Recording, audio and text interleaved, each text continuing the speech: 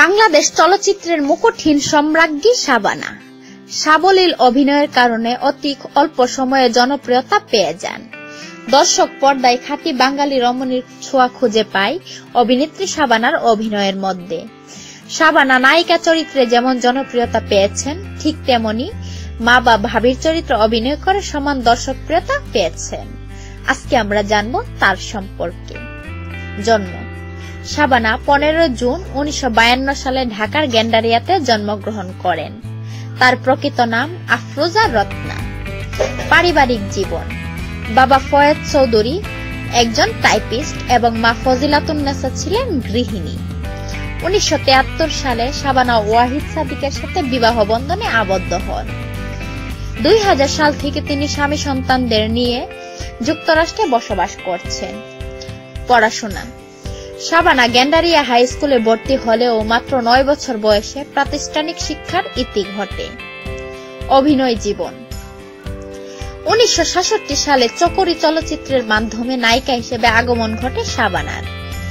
শাবানা প্রথম জীবনে উর্দু ছবিই বেশি করতেন, তবে তিনি 1962 সালে নতুন সুর ছবিতে প্রথম ছোট্ট মেয়ের চরিত্রে অভিনয় করেন এবং 1963 সালে তিনি উর্দু তালাশ ছবিতে নাচের দৃশ্যে অংশ নেন। এরপর বেশ কিছু চলচ্চিত্রে তিনি এক্সট্রা কাজ করছেন।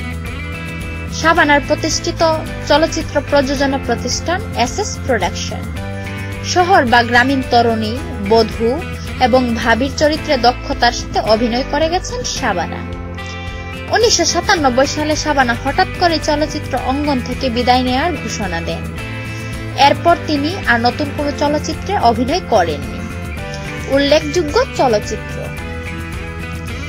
বেগম রোকেয়া, ঝড় তুফান, বানজারান, রাজনন্দিনী, জননী, সখী তুমি কার, 2 পয়সার আলতা, নাজমা, ভাত দে, অপেক্ষা, মরণের পরে, অচেনা, রাঙ্গা ভাবি, গরিবের বউ, অবুঝ মন, মধু মিলন, চকুরি, স্বামী কেন আসামি, মাটির ঘর, রাজলক্ষ্মী শ্রীকান্ত, লাল কাজল, দস্যুরানী, নূপুর। পুরস্কার সমূহ: শাবানা মোট 10 বার জাতীয় চলচ্চিত্র পুরস্কার লাভ করেন। 1977, 1980, 1982, 1983, 1984, 1987, 1990, 1991, 1993, 1994 সাল। 1991 সালে প্রযোজক সমিতি পুরস্কার। 1982 ও 87 সালে বাদশাহ পুরস্কার।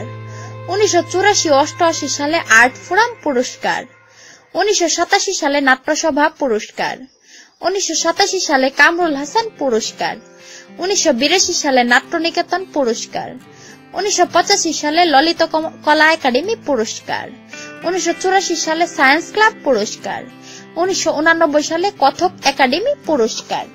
ভিডিওটি ভালো লাগলে লাইক করুন, শেয়ার করুন বন্ধুদের মাঝে, আর অবশ্যই সাবস্ক্রাইব করুন আমাদের চ্যানেলকে।